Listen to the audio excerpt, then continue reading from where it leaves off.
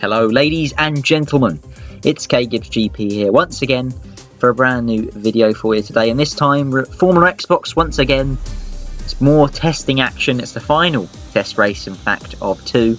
We had Bahrain last week, which was a bit of a shocker for me, including a puncture, a crash, all sorts of carnage and incompetence for that matter as well. But this time we're going to hope for better fortunes this time around. We're at Silverstone as well, which is one of my favourite tracks.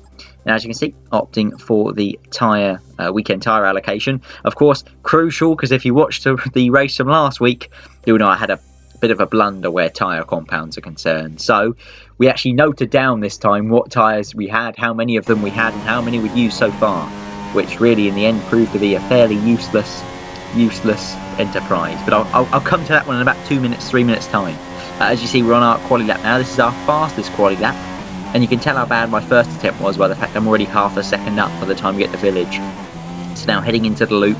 We lost a bit of time through the loop actually, because we got a bit of oversteer in between that corner and Village. So that held us up a little bit. We got the DRS on nicely there. It's back down to about 3 tenths clear of our previous PB. As we get on the brakes in the Brooklands, again losing a bit of time, missing the apex by a fair margin there as we head through Luffield.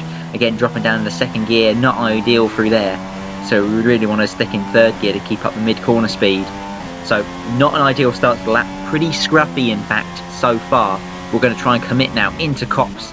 Down to 6th gear, just about keeping on the road. No, a bit wide there. Losing us a little bit more time again. As we head now into Maggots and Beckett's. Down to 7th for the first part. Then down to 6th gear. Progressively bringing the speed down as we get to 4th gear for the second part of Maggots and through Chapel now. Accelerating up through the gears. DRS on.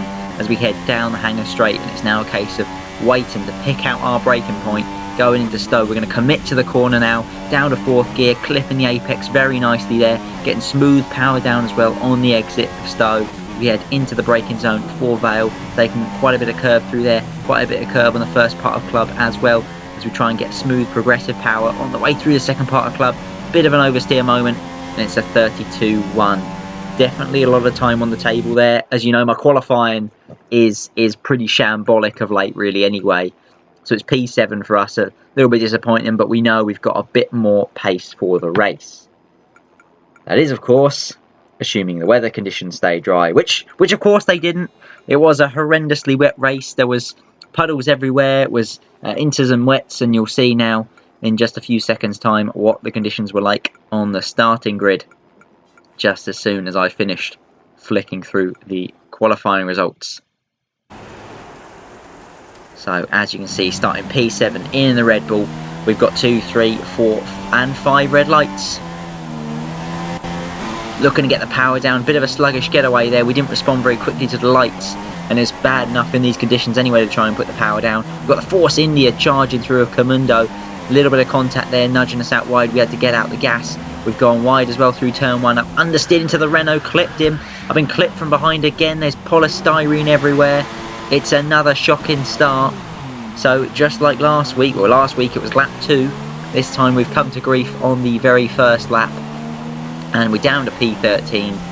And it's all about the recovery drive. So Drastic Midget had a bit of a drama as well on the way into Cops. And so now we've got the VSC deployed. So it's all about keeping to a green delta. So we're going to try and keep that as much as we can. Even if you drop into the red, as you can see, it pops up with allowing you 15 seconds to get it back into green.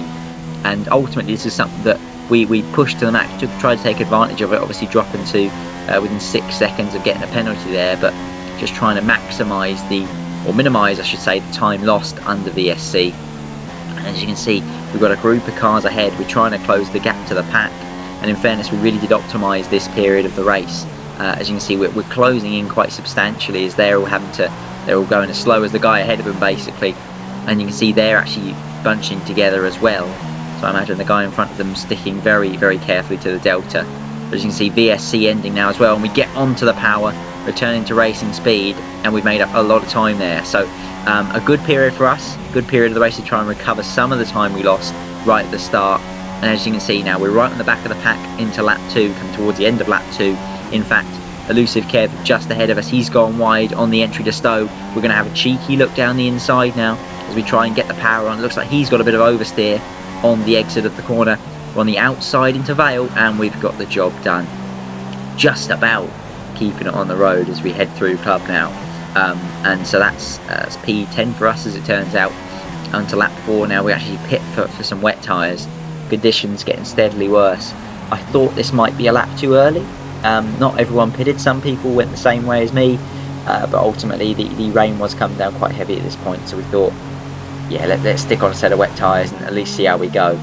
Obviously dropping us down into P13 as well. Drastic Midget pitted behind us, and then we've got Prototype Budgie ahead who pulled off to the side of the road. I believe he was trying to adapt his settings and isn't really accustomed to the HUD yet, so he actually decided to pull off the road and instead select his tyres while stationary. As you can see, closing in now on lap 8 onto Elusive Kev. We're also pitted again for the wet tyres. Pretty much everyone's on the wets at this point, but it's still treacherous, it's still very tricky conditions. As you can see, both of us getting a bit out of shape through Maggots and Beckett's.